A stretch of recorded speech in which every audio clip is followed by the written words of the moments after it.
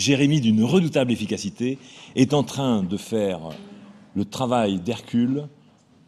C'est Hercule quand même. Hein, le travail d'Hercule, il est caché derrière le manifeste du droit à la médiation.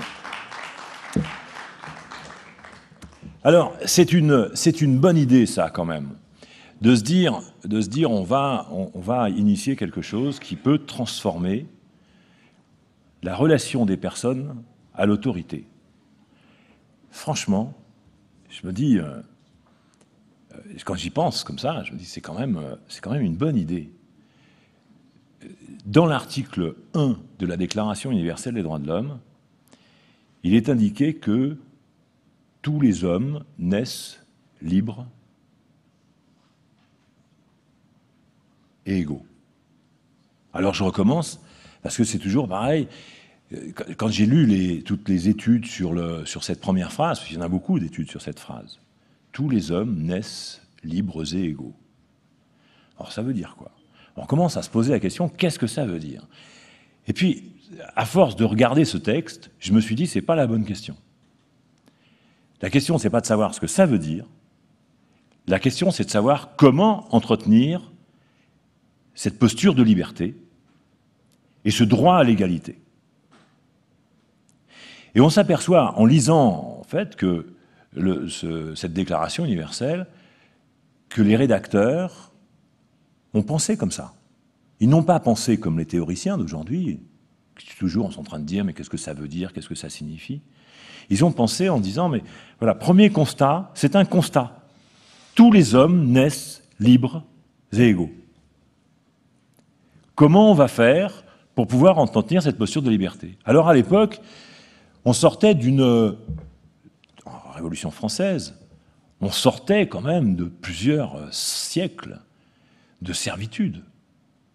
La Boétie avait commencé à écrire son petit bouquin, il paraît à 18 ans, mais à mon avis c'est quand même quelqu'un de très mûr qui avait réfléchi à la question pour comment sortir de cette servitude, et puis de constater que les humains, en fait, ont cette tendance à la servitude, à se plier à la décision d'autrui. Mais ce que nous recherchons, c'est à entretenir ce droit fondamental d'être libre. Alors, le système judiciaire est une garantie pour les humains, une garantie pour préserver nos libertés. Le juge est garant des libertés. Mais aussi, ce faisant, quand il se substitue à nous, il nous prive de notre liberté de décision. Alors quand je reprends l'article 1er de la Déclaration universelle des droits de l'homme, je m'aperçois que ce n'est pas le juge qu'il faut magnifier dans cette posture. Et vraiment, je suis admiratif d'entendre des magistrats, ici, réfléchir à cette question de remise en cause de leur posture d'autorité.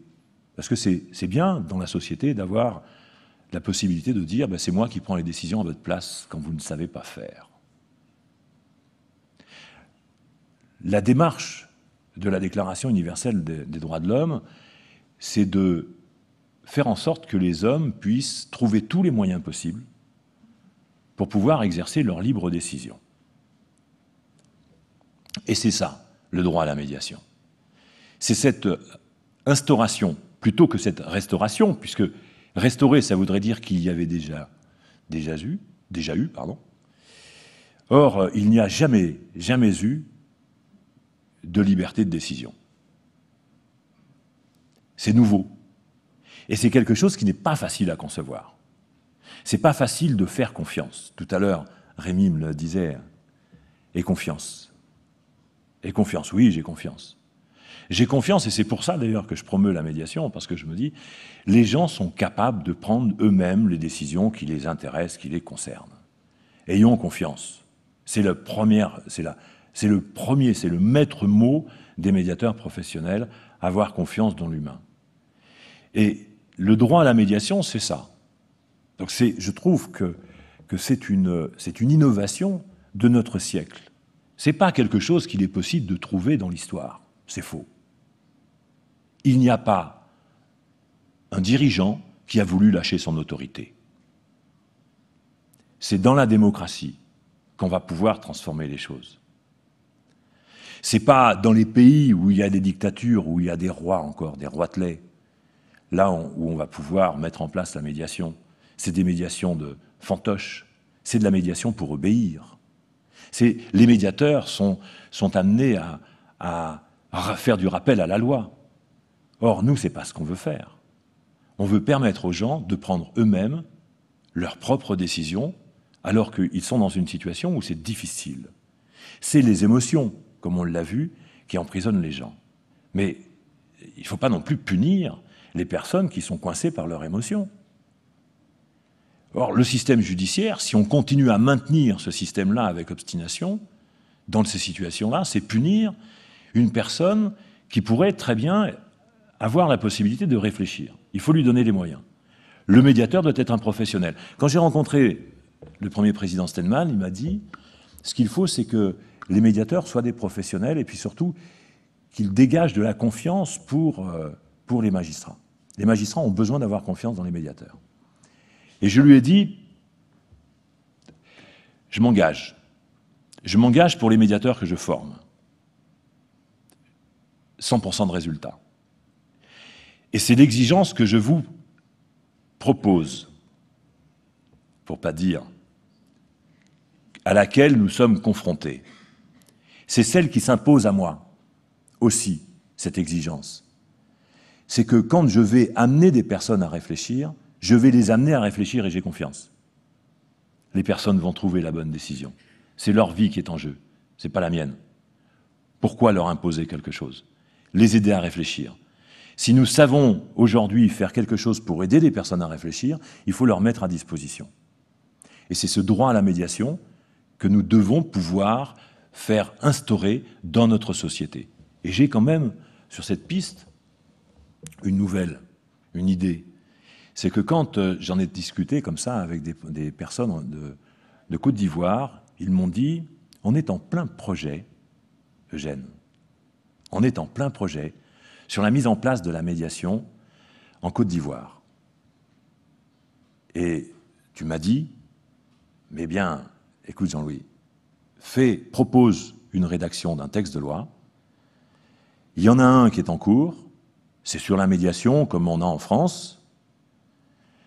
Mais si tu peux proposer quelque chose pour le droit à la médiation, on le présentera au Premier ministre, on le présentera au ministre de la Justice, et on verra si on pourra faire avancer les choses.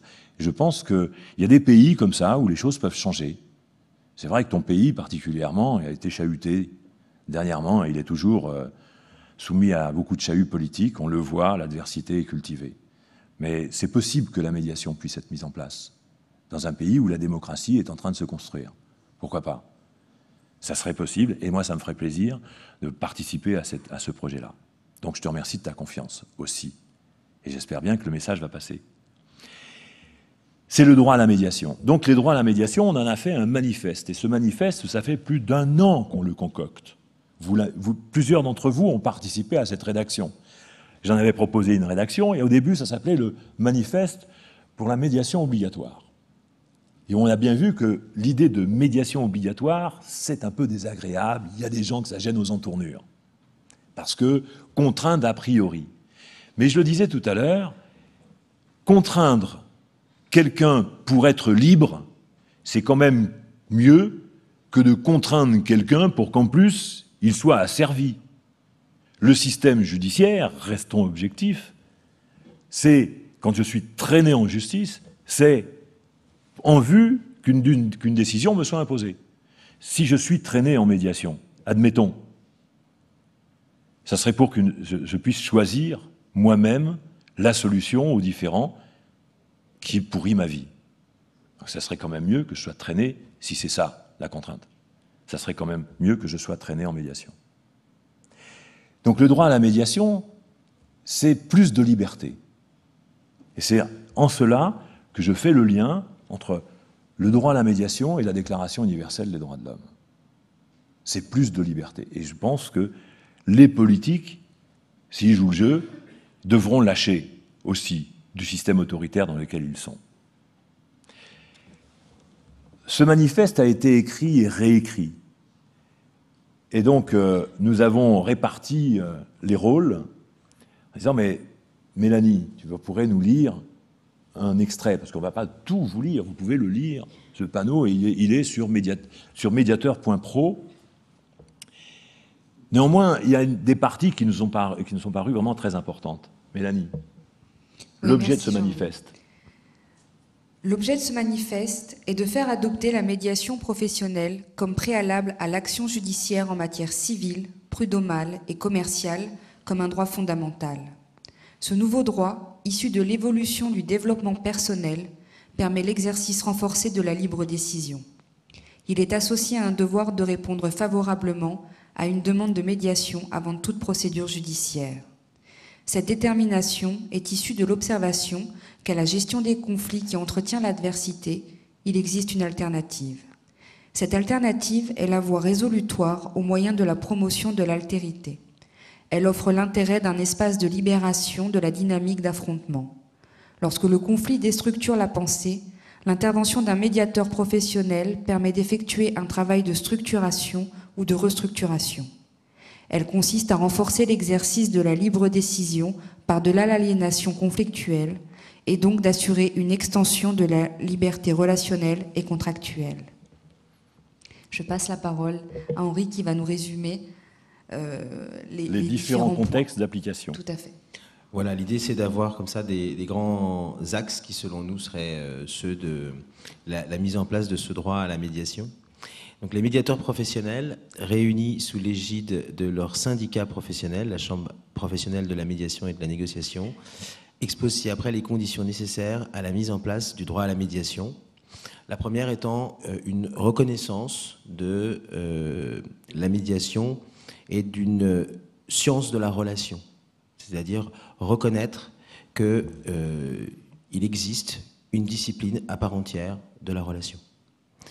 Le deuxième point, c'est le fait de pouvoir établir une profession éthique librement organisée et donc que la profession puisse par elle-même et librement définir les principes éthiques et les principes déontologiques qui la guident, chose qui est déjà évidemment bien avancée dans le Codéum, ce qui n'empêche pas de le nourrir et de l'enrichir. Que des garanties légales nécessaires soient mises en place, et là il s'agit de faire en sorte que l'encadrement juridique de la profession soit un encadrement juridique qui ne lie pas strictement la profession à l'État, et que donc cet encadrement puisse par exemple se rapprocher de ce qui existe pour une profession telle que la profession de journaliste. Donc évidemment qui se démarquerait considérablement de l'encadrement ordinal auquel on peut souvent penser pour la médiation. Une acquisition dès l'école, parce que nous pensons que c'est très tôt que peuvent s'acquérir un certain nombre de principes de qualité relationnelle et que des choses se mettent en place dans la façon d'interagir. Et puis c'est à moi encore là, oui, c'est encore à moi. Et pour terminer, que le corpus juridique qui est associé à la pratique de la médiation soit en quelque sorte clarifié, ordonné, rendu cohérent. Alors c'est un travail dans lequel s'est déjà lancé Agnès, parce que finalement le code de la médiation, c'est aussi pour partie une tentative de faire ça, sauf que c'est une tentative de faire ça avec des choses qui sont extrêmement éparses, sur lesquelles on n'a pas forcément la main, et que ce ne serait pas inintéressant que le législateur fasse le ménage dans un certain nombre de ces dispositifs pour qu'on s'y retrouve un petit peu plus facilement. Donc une pratique améliorée du pacte social, c'était encore une fois une référence à dire que pour lutter contre l'ignorance, vous voyez ce beau petit bout de texte encadré, pour lutter contre l'ignorance en 1793, la Convention a inventé le droit à l'instruction qui l'a rendu obligatoire. C'est obligatoire d'aller s'instruire. Je pense que les gens ne savent pas, et vous le savez bien, les gens ne savent pas se sortir d'un conflit. S'ils savaient, ils s'en sortiraient. C'est parce qu'ils ne savent pas, ils sont ignorants. On punit l'ignorance. Donc c'est ça, c'est dire, bien, nous on va inventer en 2013, on s'engage pour que, au lieu du principe de servitude qui contraint tout justiciable, la médiation professionnelle soit reconnue comme un droit, le droit à la médiation qui permette aux personnes de préserver leur libre décision. C'est ça. C'est cette nouvelle démarche qu'on vous propose et qu'on a proposée, à laquelle vous avez été nombreux à adhérer déjà, puisque vous avez participé à la rédaction de ce manifeste, et je vous en remercie beaucoup.